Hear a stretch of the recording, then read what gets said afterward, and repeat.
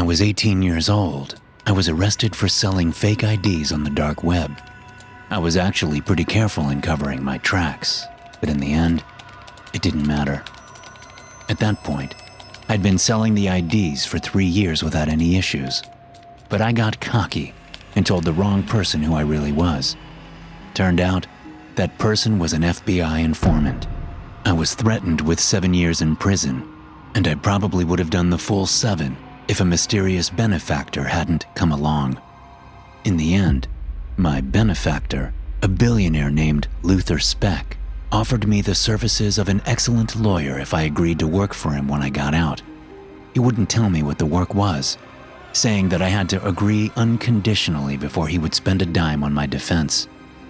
What can I say? I was desperate. For an 18-year-old kid, 7 years in prison seems like a life sentence. And since the feds had seized all my assets, I agreed to the bargain. Thanks to the lawyer Speck hired for me, I only spent 2 years in prison. But now that I'm in this situation, I wish I would have told Speck to shove it. I wish I would have done the full 7 years. Because unless some sort of miracle happens, I'm going to die a very painful death very soon. Mr. Speck wants you to acquire him as slave. At first, I thought the guy was joking. I laughed in his face. He was Speck's right-hand man, a burly, hammer-headed guy named Simon Wretch. We were sitting in a Rolls-Royce Phantom, Wretch in the driver's seat, and me in the passengers. I hadn't been out of prison for even 5 minutes, and this was happening. Of course, Speck wasn't anywhere to be seen. He'd sent his thug to give me the message. I'd just been in the process of drooling over the plush interior of the Rolls when Wretch said it. A slave? I replied. Get the hell out of here. Wretch grabbed my head and slammed it into the opulent, wood-paneled dashboard. He didn't do it too hard, but I had the feeling that it was more out of concern for damaging the car than for damaging my face.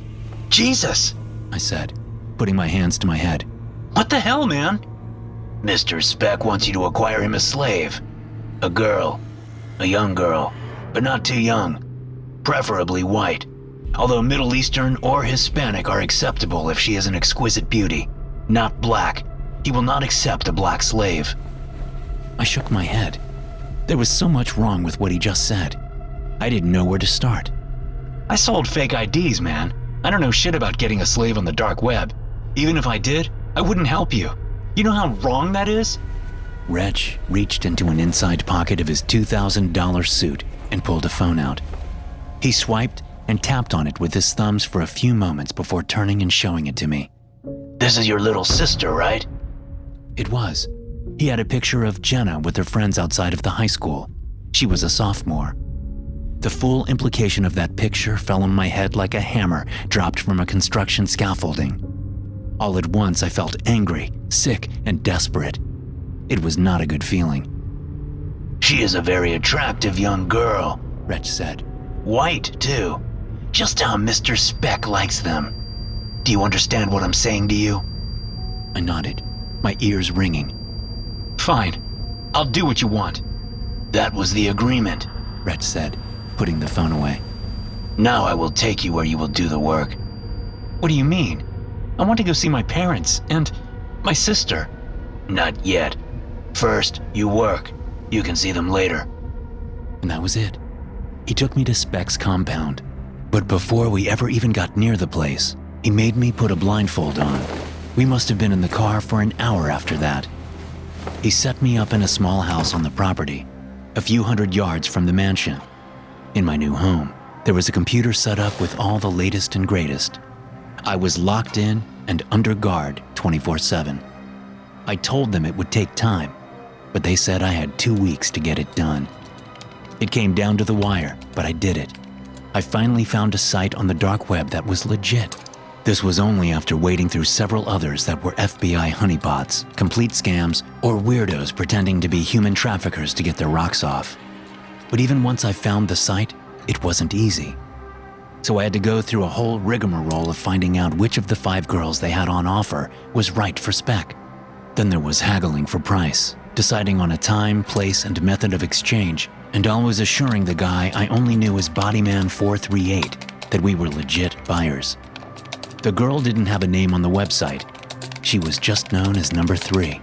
She was white, with green eyes and blonde hair, and she looked terrified in all the pictures. I couldn't help but think of Jenna the whole time I was doing it. The girl even kind of looked like my little sister, and all the time, I hoped that it was all a big scam and that there was no girl. I thought about escaping, but I knew it wouldn't do any good. They knew where my family lived. So when the day came and I boarded Speck's jet, I was sick with guilt. I didn't know what the billionaire wanted with the girl, but I knew it wasn't good. And whatever was going to happen to her was going to happen because of me. I stared out the window for most of the flight to Panama, where we were going to meet the sellers. But about 2 hours into the flight, Speck sat down across from me and started talking. "The sooner you make peace with this, the better," he said. For a billionaire, he looked sloppy. He was wearing a rumpled beige and gold tracksuit with flip-flops. He was in his early 50s, I guessed, but he didn't carry himself like he was. His hair was shaggy, and I could see some kind of sauce from his lunch drying at the corner of his mouth. "With what?" I asked. "Buying people like they're nothing more than products?" Speck clapped his hands together.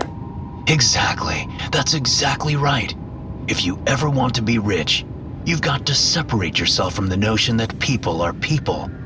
Think of them as numbers and collections of preferences. The more numbers you can manipulate, which means getting good at zoning in on those preferences, the more money you can make. But if you go around thinking of them as individuals who each deserve all that pursuit of happiness bullshit, you'll never get anywhere in this world. There's a term for people who can't feel empathy," I said. "It's called psychopathy." "Well, guess what, boy? Our economic system rewards psychopathy. So if it doesn't come naturally to you, you gotta learn it, train it into yourself. You'll be better off, believe me." I scoffed and looked back out the window. "Do you know what your fake IDs were used for?" Speck asked. "Do you have any idea?" I ignored him, staring at the clouds below the jet. "What if a fake ID that you sold got some kid some booze, and then he drove his car and killed someone?" Speck asked. "What if one of the IDs helped a murderer get out of the country? What if they were used to commit widespread fraud? You already know that they were, so get off your high horse. You've already had a taste of what it takes to succeed, and you want more, don't you?" "Selling fake IDs is not the same as buying a fucking person," I snapped. This got the attention of the 3 bodyguards on the plane. Speck laughed. "Careful now," he said. "You better watch what you say to me, or I'll make a date with your sister Jenna." "You motherfucker!" I lunged at him, but Wretch grabbed me and slammed me to the floor. The other 2 bodyguards, Pollard and Yule, took turns kicking me until Speck finally got tired of laughing and told them to stop. I got up from the floor, bruised and bleeding, and sat in silence for the rest of the trip. When we landed, the handoff was surprisingly easy. We were at a private airport, and the human traffickers were there waiting for us, parked a good distance away. I wanted to stay on the plane, but Speck wouldn't let me, so I got off with everyone else. The slavers got the girl out of their SUV and allowed us to see her. Most of the slavers were wearing masks, but I could tell from their skin that they were a multiracial bunch, black, white, and brown, as far as I could tell. Then they sent one man over, an Asian guy and the only one not wearing a mask, who provided us with the bank account information. Speck initiated the transfer. When the Asian guy was happy, he signaled his people and one guy brought over the girl, who was wearing a white and pink sundress and looked like she'd been drugged. She let herself be led over without protest. We loaded up again and were on our way. They put the girl in the back room of the jet, Speck's private bedroom, and put a guard outside the door. Although Speck stared toward the room for most of the flight, I wasn't surprised that he didn't go back there. I had heard enough chatter around the compound about how he wanted everything to be perfect. He had everything planned out. The sick bastard. For the entire flight, I thought about killing Speck. There was no doubt I would die in the process. Still, it might be worth it. It wouldn't free the girl, but it would be something. It would ease my conscience, if nothing else. By the time we got back to the compound, I talked myself into trying it. If I didn't try, I would never be able to look at myself in the mirror again.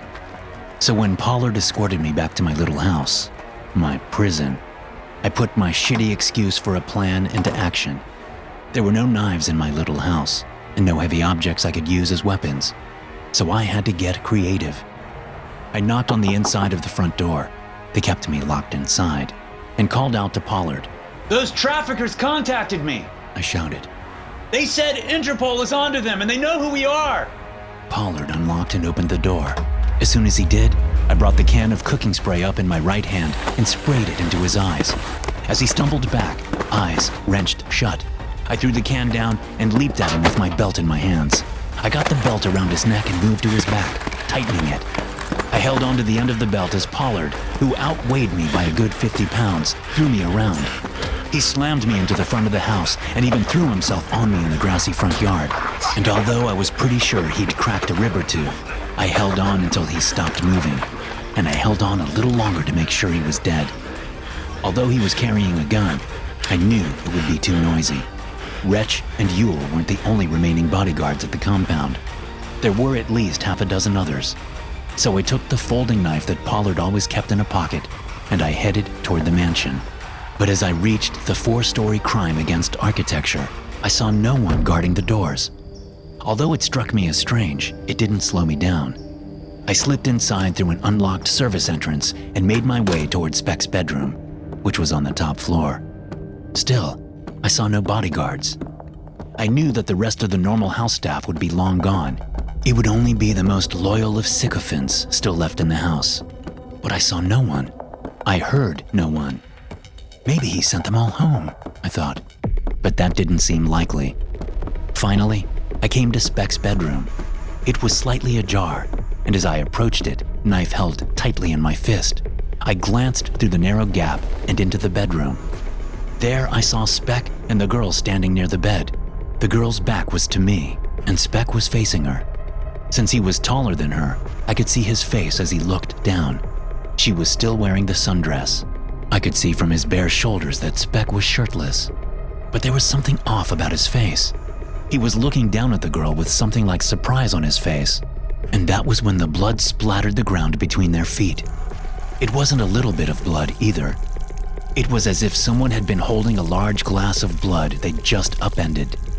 I suddenly realized that what I'd thought all along was wrong. This wasn't a sexual thing for Speck. At least, not only a sexual thing. He was murdering the girl. He brought her so he could kill her. "Stop!" I shouted, shoving the door open and stepping into the room. The girl's head whipped around to look at me, freezing me in my tracks. There was a ragged flap of skin hanging down her face, ripped from the middle of her forehead and down her left eye. But there was no blood and bone underneath. Instead, the rip revealed the dull silver and white of machinery and fiber optic cables. A red light glowed from amid her damaged left eye.